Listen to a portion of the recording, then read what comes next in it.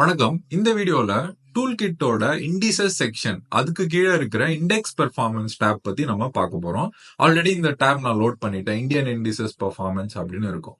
நம்ம மார்க்கெட்ல ரெண்டு டைப் ஆஃப் இண்டிசஸ் இருக்குங்க. ஒன்னு வந்து பிராட் மார்க்கெட் இண்டிசஸ் அப்படின்னு சொல்லுவாங்க. பிராட் மார்க்கெட் இண்டிசஸ்னா Nifty 50, next 50, mid cap 50, Nifty 500 இதெல்லாம் பிராட் மார்க்கெட் கேப் இண்டிசஸ் அப்படின்னு சொல்லுவாங்க. கீழே வந்தீங்க அப்படின்னா செக்டோரல் இண்டிசஸ்னு இருக்கும். இதுல வந்து நிப்டியோடைய ஐடி, ஃபார்மா, ஆட்டோ அந்த மாதிரி செக்டர் வைஸ் பிரிச்சு அதோடைய பிரைஸ் பெர்ஃபார்மன்ஸ் எப்படி இருக்கு அப்படிங்கறத நம்ம இந்த ரெண்டாவது டேப்ல ட்ராக் பண்றோம். ஸோ முதல் டேப்ல broad market indices. So Nifty 50 எடுத்தீங்க அப்படின்னா ஒன் டேல அது வந்து 0.3% அப், 1 வீக்ல 1.73% அப், 1 மந்த்ல எவ்வளவு பர்சன்டேஜ் அப், 3 மந்த்ஸ், 1 இயர்.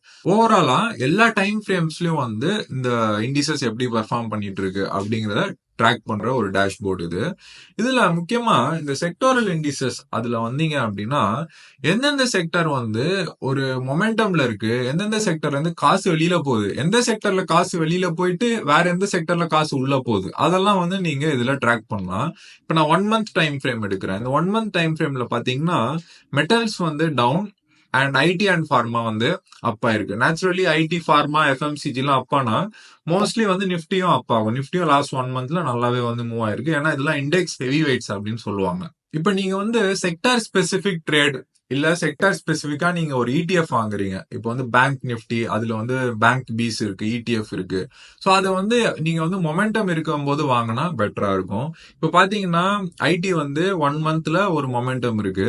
சோ நீங்க வந்து ஷார்டர் டேர்ம்ல நீங்க ஒரு செக்டார் ஸ்பெசிபிக் ட்ரேட் எடுக்கும்போது ஒரு 1 டே ஒரு 1 வீக் டைம் ஃப்ரேம்ல ட்ரேட் எடுக்கும்போது அந்த செக்டாரோட ஸ்டாக்ஸ் வந்து நீங்க ப்ரிஃபர் பண்ணலாம். சோ இப்போ நான் வந்து ஒரு புல்லிஷ் ட்ரேட் எடுக்கணும்னா கண்டிப்பா பிரைவேட் பேங்க்ஸ்ல நான் எடுக்க மாட்டேன். ஏன்னா இங்க பாத்தீங்கன்னா 1 மந்த் டைம் ஃப்ரேம்ல ஒரு நெகட்டிவ் டெரிட்டரியில இருக்கு. இங்கேயும் பாத்தீங்கன்னா வந்து 1 டே 1 வீக்ல நல்ல பெர்ஃபார்மன்ஸ் இல்ல. சோ கண்டிப்பா வந்து நான் கீழே இருக்கிற இதெல்லாம் அவாய்ட் பண்ணிடுவேன். 1 மந்த் வச்சு நான் சார்ட் பண்ணிடுவேன் ஃபர்ஸ்ட். எந்தெந்த செக்டர்லாம் வந்து மொமெண்டம்ல இருக்கு அப்படிங்கறத நம்ம இதை கிளிக் பண்ணால இந்த 1M மேல கிளிக் பண்ணீங்கனாலே அது சார்ட் ஆயிடும். அதுல எது ரொம்ப புல்லிஷா இருக்கு அப்படிங்கறத பார்த்துட்டு அந்த செக்டர்ஸ்ல வந்து நம்ம புல்லிஷ் ட்ரேட்ஸ் எடுக்கிறது பெட்டரா இருக்கும். ஷார்ட் டேர்ம்ல நீங்க ட்ரேட் பண்ணும்போது மொமெண்டமோட சைடு தான் நீங்க இருக்கணும். கவுண்டர் ட்ரேட்ஸ் நீங்க எடுக்க கூடாது. மொமெண்டமோட சைடு இருக்கிறது பெட்டர். அதே போல நீங்க பிராட் மார்க்கெட் இண்டிசஸ் வாங்குறீங்க, விக்கிறீங்க அப்படின்னா இங்க வந்து பார்க்கலாம். இப்போ 1 மந்த்ல வந்து மிட் கேப்ஸ் ஒரு 10% டவுனா இருக்குன்னா அந்த டைம்ல வந்து நீங்க மிட் கேப்ஸ் ஆட் பண்றத பத்தி யோசிக்கலாம். நிறைய பேர் வந்து ரெகுலரா சிப்பு போட்டுட்டு வருவீங்க. பட் எந்த டைம்ல வந்து மிட் கேப்ஸ் ஆட் பண்றது, சரி மிட் கேப்ஸ் ஒரு 10% ஃபால் ஆயிருக்கா, 20% ஃபால் ஆயிருக்கா, இப்ப நம்ம வந்து கொஞ்சம் மிட் கேப்ஸ்ல காசு போடலாமா அப்படிங்கறத வந்து நீங்க இதுல ட்ராக் பண்ணிக்கலாம். கோவிடுக்கு அப்புறம் பாத்தீங்கன்னா Nifty, mid cap, small cap இதெல்லாம் வந்து ஒரு நல்ல மூவ்மெண்ட் இருந்து நெக்ஸ்ட் 50 வந்து கொஞ்சம் தடுமாற்றத்தோட மூவ் ஆயிட்டு இருந்துச்சு.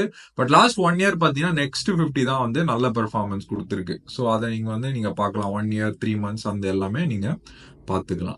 சோ பிராட் மார்க்கெட் இண்டிசஸ் பொறுத்த வரைக்கும் எது வந்து எவ்வளவு பர்சன்டேஜ் ஃபால் ஆயிருக்கு அப்படின்னு பாருங்க. அப்போ வந்து நீங்க அதுல ஒரு சிப்போ இல்ல வந்து ஒரு பல்க் அமௌண்டோ நீங்க போடலாம் மிட் கேப்ல. அதே போல செக்டார்ஸ் பார்க்கும்போது ஷார்ட் டேர்ம்ல எந்த செக்டார் புல்லிஷா இருக்குன்னு பாருங்க.